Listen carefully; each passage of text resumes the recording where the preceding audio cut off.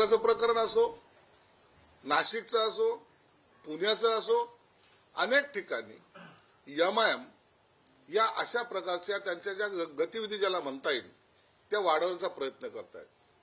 धर्मांतर करणे, मुलींना फसवणे, हे सगळे प्रकार या एमआयएमच्या महाशयाच्या नेतृत्वात होतात. म्हणून ही जी खान जी मुलगी आहे किंवा ही बाई आहे, ही एक मोहरा आहे, छोटासा मोहरा आहे. असे अनेक त्यांचा नेटवर्क महाराष्ट्रभर त्यांचं जाळं हे पसरलेलं आहे. आपल्याला हे प्रकार नगरमध्ये पाहायला मिळतील, पुण्यामध्ये निश्चित पाहायला मिळतील, इव्हन संभाजीनगरमध्ये सुद्धा पाहायला मिळतील. आणि हे जहरीलं विष ज्या पद्धतीने पसरवलं जात आहे, हिंदूचा द्वेष करणे,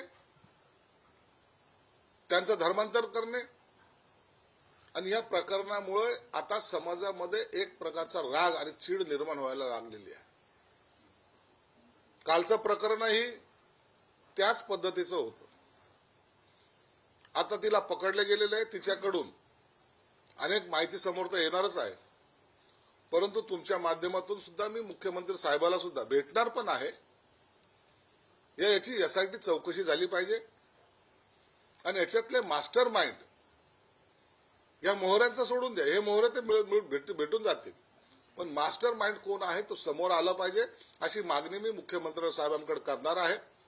मला वाटतं या प्रकरणाचे धागे दोरे हे फार लांबवर गेलेले असतात. जे वयात आलेली मुलं आहेत त्यांचा वयोगट 22 ते 30च्या दरम्यान, त्यांनाही अशा प्रकारे ट्रेन करणं बेकार आहेत. काम नाहीये, हाताला काम नाहीये, शिक्षण नाहीये, परंतु मोटरसायकल 1.5 लाखाची मोटरसायकल त्यांच्याकडे आहे, आयफोन आहे, फिरायला त्यांच्या खिशामध्ये पैसे सुद्धा आहेत. हे नेमकं कुठून येत आहेत याचा सुद्धा तपास आता पोलीस यंत्रणेने त्या पद्धतीने सुद्धा केला पाहिजे.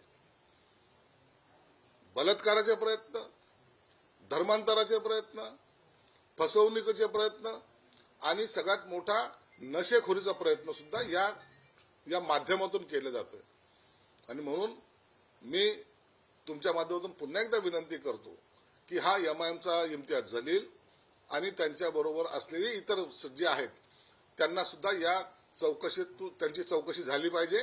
आणि या चौकशीतून निश्चितच मोठं षडयंत्र महाराष्ट्राला पाहायला मिळेल. तुमच्याकडे काय पुरावे आहेत की तुम्ही इम्तियाज जलील व्यक्ती त्यांचं नाव घेत आहेत, तर काय ठोस पुरावे आहेत का किंवा ठोस कारण आहे का? तुम्हाला माहितीचं सांगतो की ह्या जी नाशिकमध्ये पकडली गेली तिला उघड पाठिंबा देणार आहे. का द्यायचं तुम्हाला पाठिंबा? काय तुमचा संबंध होता? तिलाही पाठिंबा तुम्ही का दिला? तुम्ही जाऊन प्रेस त्याच्या संदर्भामध्ये घेतात, जाहीर भाषणामध्ये ते स्टेटमेंट करतात. मुंब्रेच्या प्रकरणात तसं झालं होतं. मुंब्रेचं प्रकरण आपण हे राजकारण म्हणून जरी बाजूला सारलं तरी जातीवादाचा वास त्या सर्व प्रकरणाला होताच.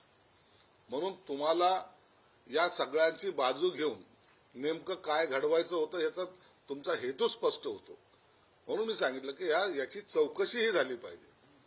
आम्हाला शंका आहे, लोकांची चर्चाही आहे. एवढं नाशिकची ती महिला मुंबईला जात नाही, मालेगावला जात नाही, ठाण्याला जात नाही, ती संभाजीनगरलाच काय येते? तो नारेगाव परिसर ज्यांनी पाहिलाय त्यांना माहिती की तो परिसर कसा आहे. तिथं थांबून म्हणजे कुणाच्या लक्षातही येणार नाही की अशा ठिकाणी ती बाई थांबली असेल. म्हणून ते हे सगळं करणारे त्याच्या मागचे मास्टर माइंड हे निश्चितच संभाजीनगरमध्ये आहे.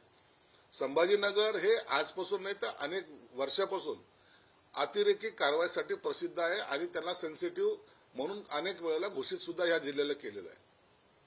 मग हा विषय आपल्याला गांभीर्याने घ्यावा लागेल. ती महिला प्रेग्नेंट होती असं निदा खानचं म्हणणं होतं. हे सगळं झूट आहे. ती निदा खान कसली प्रेग्नेंट वगैरे आली? मग त्या टायमाला तिने अप्लिकेशन केले असेल तर आता 2 महिने झाले तिला अप्लिकेशन करून. मग आता तर डिलिव्हरीला आली पाहिजे. असं काही झालंय का? परंतु खोटे बनाव करून या पद्धतीला कसं डायव्हर्ट करता येईल आणि कशा पद्धतीने आपली सुटका होईल हा त्यांचा तो प्रयत्न होता. तर जवळपास 1.5 महिने तिला ती पोलिसांच्या हाती लागत होती. ज्या परिसरातून पकडली गेली तिकडे एमआयएमच्या लोकांचं काही वर्चस्व आहे का आणि त्यांनी तिला लपवून ठेवण्यात देखील मदत केली असं वाटतं? एमआयएमचे जे आता नगरसेवक निवडून आलेले त्यांचं जर कॅरेक्टर जर पाहिलं, 33 नगरसेवकापैकी किती नगरसेवक हे अशा क्राईमच्या क्षेत्राशी संबंधित आहेत. आताही एक फरार आहे नगरसेवक, म्हणून त्यांची पार्श्वभूमी तीच आहे आणि त्यांचं असलेलं काही भागातलं वर्चस्व त्याचा यांनी घेतलेला तो फायदा आहे. म्हणून दरवेळेला जी काही लढाई किंवा जे काही राजकीय सुद्धा वाद जे होतात ते एमआयएम वर्सेस इतरांच्या बरोबर होतात. म्हणून त्यांचा हात हा निश्चित त्याच्यात आहे.